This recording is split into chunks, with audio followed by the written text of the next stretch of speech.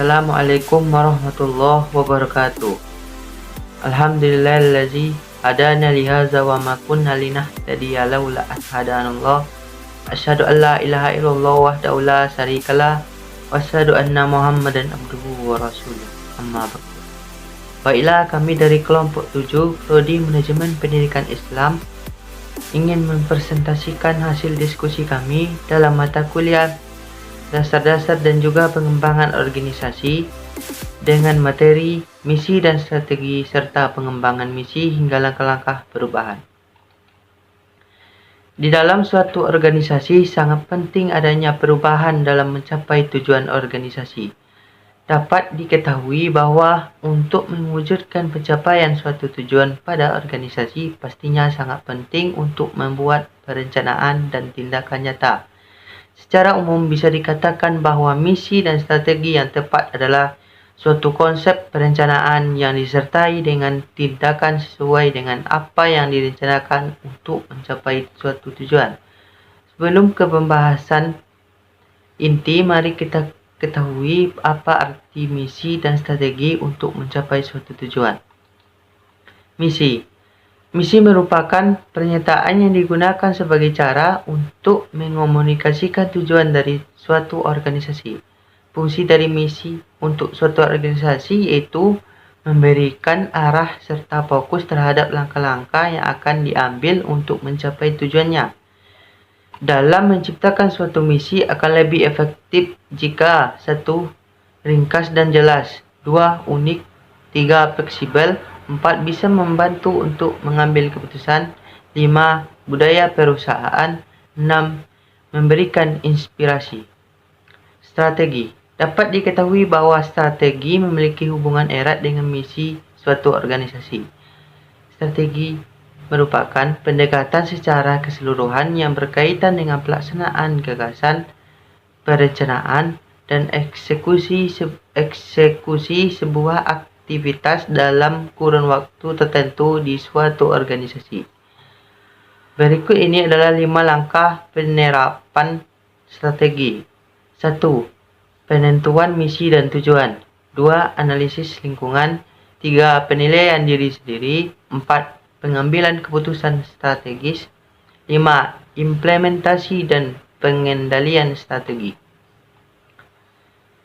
Pernyataan misi penting untuk perumusan tujuan. Dari formulasi strategi yang efektif, penting untuk melibatkan sebanyak mungkin manajer dalam proses pengembangan pernyataan ini, sebab melalui partisipasilah orang menjadi komit dalam terhadap suatu organisasi.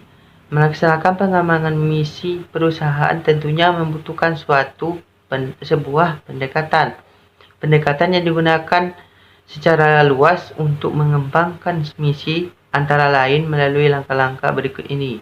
1. Memilih beberapa artikel atau dokumen mengenai pernyataan ini untuk meminta semua manajer membaca sebagai informasi latar. Kedua, meminta para manajer untuk membuat sendiri pernyataan misi bagi organisasi. Ketiga, meminta seorang fasilitator atau dewan manajer puncak menyatukan pernyataan-pernyataan ini ke dalam sebuah dokumen dan membagikan draft pernyataan kepada semua manajer. Yang keempat, permintaan akan perubahan, penambahan, dan penghapusan diperlukan setelahnya saat diadakan sebuah pertemuan untuk merevisi dokumen tersebut. Yang kelima, begitu semua manajer telah memberikan masukan mereka serta mendukung dokumen final organisasi dapat dengan mudah memperoleh dukungan manajer untuk aktivitas perumusan, penerapan, dan pengevaluasian strategi. Yang keenam, ada banyak cara yang dapat dilakukan untuk mendukung upaya ini. Salah satunya, cara yang paling sering dan lazim digunakan adalah dengan membentuk forum-forum diskusi. Baiklah, demikianlah yang dapat saya sampaikan, dan selanjutnya akan disambung oleh saudari kami Tasya. Manfaat misi. Misi juga mempunyai beberapa manfaat, di antaranya yang pertama, memastikan tujuan dasar organisasi, yang kedua, memberikan basis atau standar mengalokasikan dalam organisasi, yang ketiga, menciptakan kondisi atau iklim organisasi yang umum, yang keempat, menjadi titik utama bagi individu dalam mengidentifikasi tujuan dan arah organisasi. Yang kelima, memfasilitasi penerjemahan tujuan menjadi struktur kerja yang melibatkan penugasan hingga elemen tanggung jawab dalam organisasi. Yang keenam, memberikan tujuan dasar organisasi dan kemungkinan untuk menerjemahkan tujuan dasar ini menjadi tujuan dalam bentuk sedemikian rupa hingga parameter waktu, biaya, dan kinerja dapat dievaluasi dan dikontrol. Perubahan organisasi. Perubahan organisasi merupakan peristiwa ketika perusahaan atau bisnis mengubah komponen utama organisasi. Sebut saja seperti memperluas divisi, menambah karyawan, budaya kerja, mengadaptasi teknologi terkini untuk beroperasi, dan masih banyak lagi. Perusahaan memerlukan perubahan organisasi untuk terus berkembang dan sukses. Dalam perubahan, perusahaan juga membutuhkan manajemen perusahaan guna mendorong keberhasilan dan perbaikan dalam bisnis.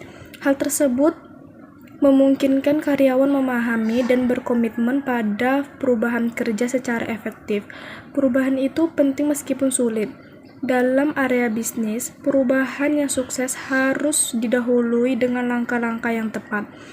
Ia menguraikan bagaimana menerapkan perubahan secara sistematis dan efektif dalam suatu organisasi. Selanjutnya, langkah-langkah perubahan. Berikut ini langkah-langkah perubahan. Yang pertama, menciptakan urgensi. Yang kedua, menyusun tim. Yang ketiga, menciptakan misi dan strategi. 4. Komunikasi rencana perubahan.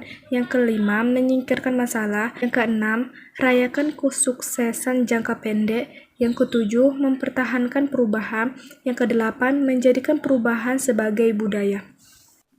Baiklah, sekian presentasi kami hari ini. Kurang dan lebih kami mohon maaf. Terima kasih. Wassalamualaikum warahmatullahi wabarakatuh.